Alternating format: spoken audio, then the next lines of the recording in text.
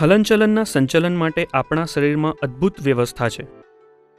દોડભાગવાળું જીવન તથા અત્યાધુનિક જીવનશૈલી, કામને લીધે શરીરને લેવી પડતી અયોગ્ય મુદ્રાઓ તથા કરોડરજ્જુનો તાણ અંતે કમરના સ્નાયુઓને નબળા બનાવે છે અને કમરદર્દમાં પરિણમે છે.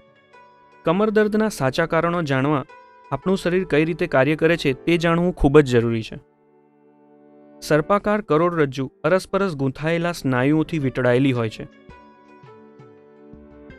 કરોડરજ્જુ 24 મણકાઓ અને તેમની વચ્ચેના સાંધાઓથી બનેલી હોય છે. મણકાઓ આંચકા અને સૂઝતી ગાદીઓથી ઘેરાયેલા હોય છે. આ ગાદી પ્રવાહીથી ભરેલી હોય છે, જેથી તે આંચકા શોષે છે તથા બિનજરૂરી તાણ અટકાવે છે. વધતી ઉંમરે આ ગાદીઓનું પ્રવાહી ઓછું થઈ જાય છે. કમરદર્દનું આ એક મુખ્ય કારણ છે.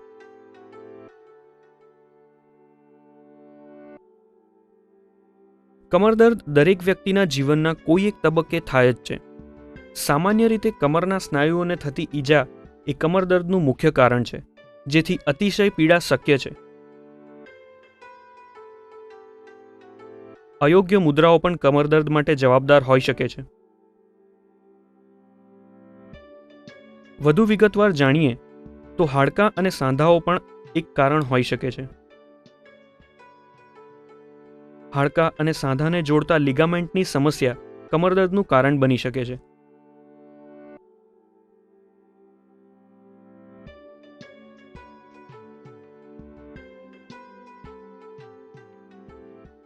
ચેતાઓના દબાવથી કમરદર્દ થવો એ એક અતિ સામાન્ય ઘટના છે.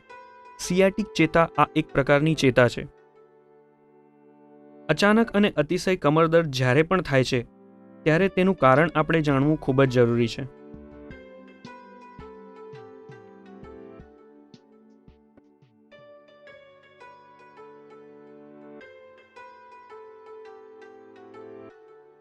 ઓસ્ટિયોપોરોસિસ, સંધિવા અને સૂક્ષ્મજીવો પણ કારણ હોઈ શકે છે.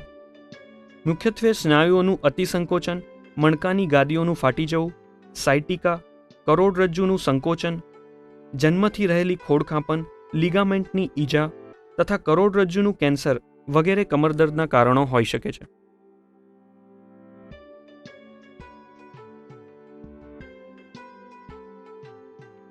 હવે આ સમસ્યાને ઓળખવી કઈ રીતે? તમે અહીં દર્શાવેલ એક કે તેથી વધુ લક્ષણો અનુભવી શકો છો, જેમ કે કમરમાં બળતરા થવી, તીવ્ર દુખાવો, થાપામાં કે પગમાં અશક્તિ અને દુખાવો, પગના તળિયામાં દુખાવો વગેરે. દુખાવાની તીવ્રતા વ્યક્તિગત અલગ અલગ હોઈ શકે છે. અતિ તીવ્ર દુખાવો હલનચલનમાં તકલીફ કરે છે.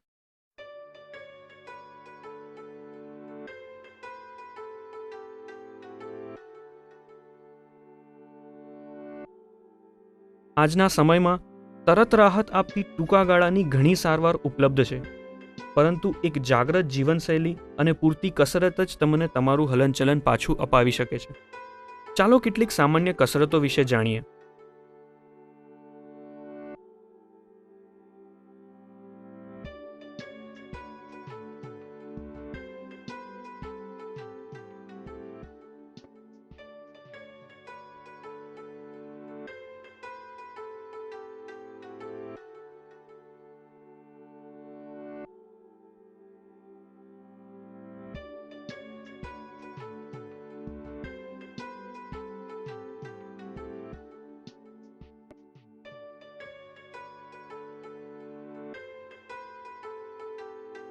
કમરના દર્દી માટે દરેક કસરત કરવી યોગ્ય નથી. ચાલો જાણીએ કે કઈ કસરત ન કરવી જોઈએ. અંગૂઠા પકડવા, બતાવ્યા મુજબ કમરથી વળવું, બતાવ્યા મુજબ પગ ઉચકવા વગેરે. તથાપિ અગાઉ જણાવ્યા અનુસાર કોઈપણ લક્ષણ જણાય તો તમારા ડૉક્ટરની સલાહ લેવી ખૂબ જ જરૂરી છે. ચાલો હવે સ્પોન્ડિલાઇટિસ વિશે જાણીએ. ઉંમરની સાથે હાડકામાં ઘસારો થાય છે. જો યોગ્ય કાળજી ન લેવામાં આવે તો આ લક્ષણો નાની ઉંમરે પણ દેખાઈ શકે છે, જેથી વળવું, વજન ઉચકવું વગેરે મુશ્કેલ થઈ શકે છે. સ્પોન્ડિલાઇટિસ આવી જ એક પરિસ્થિતિ છે જે હાડકાંઓના અયોગ્ય સ્વાસ્થ્યને લીધે થાય છે. સ્પોન્ડિલાઇટિસ એવા રોગોમાંથી એક છે જે તેના પ્રાથમિક તબક્કામાં કરોડરજ્જુ અને બીજા સાંધાઓ પર અસર કરે છે.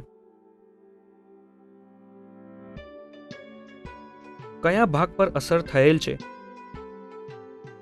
તે મુજબ સ્પોન્ડિલાઇટિસને વર્ગીકૃત કરી શકાય છે, જેમ કે એન્કિલોસિંગ સ્પોન્ડિલાઇટિસ અથવા કરોડરજ્જુનો વા, રિએક્ટિવ સ્પોન્ડિલાઇટિસ, જીવાણુઓને લીધે થતો સ્પોન્ડિલાઇટિસ, સોરાયટિક આર્થરાઇટિસ તથા જ્યુવેનાઇલ આર્થરાઇટિસ.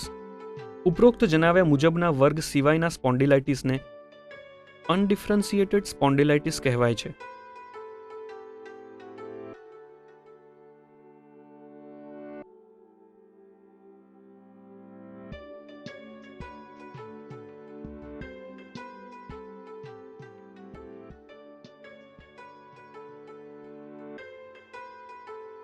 કરોડરજ્જુના મણકાઓ સ્થિતિસ્થાપક લિગામેન્ટથી જોડાયેલા હોય છે. આ મણકાઓની વચ્ચે ગાદી હોય છે જે આપણને વળવામાં અને હલનચલનમાં મદદ કરે છે. સ્પોન્ડિલાઇટિસ આપણી સ્થિતિસ્થાપકતા ઘટાડી શકે છે તથા હલનચલન પર પણ અસર કરી શકે છે. ચાલો થોડું વિગતવાર જાણીએ કે આપણા શરીરમાં શું થાય છે. આ પરિસ્થિતિ સાંધાઓ અને લિગામેન્ટને અસર કરે છે. અહીં બતાવ્યા મુજબ પ્રથમ લક્ષણ એ સેક્રોલિએક સાંધામાં થતો સોજો છે. હાડકાઓમાં થતી ઈજાને કારણે આપણું શરીર ઈજાગ્રસ્ત વિસ્તારમાં કેલ્શિયમ જમા કરે છે. કેલ્શિયમનો આ જથ્થો લિગામેન્ટ અને ગાદી સુધી ફેલાયેલો હોય છે. પરિણામે મણકાઓ એકબીજા સાથે જોડાઈ જાય છે અને કરોડરજ્જુ તેની સ્થિતિસ્થાપકતા ગુમાવી દે છે. આ રોગનું સચોટ કારણ અજ્ઞાત છે.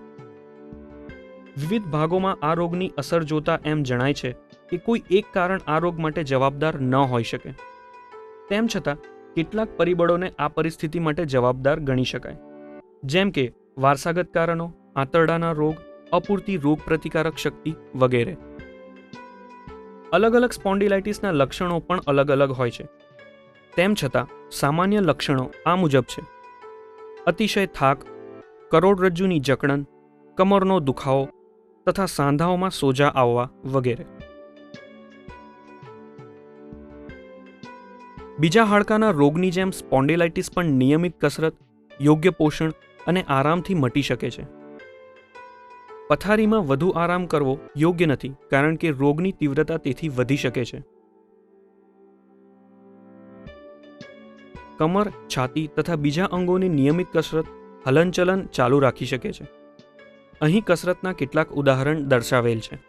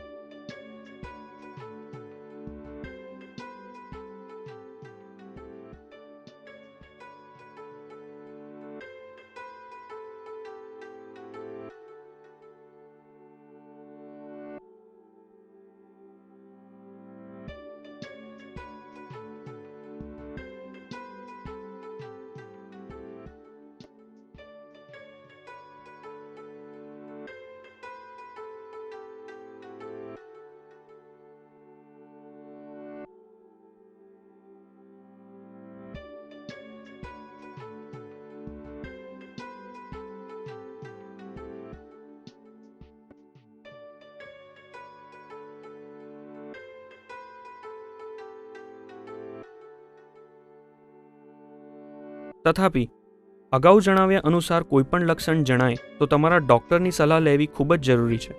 તમારા ડૉક્ટર જાણે છે કે તમારા માટે સૌથી યોગ્ય શું છે.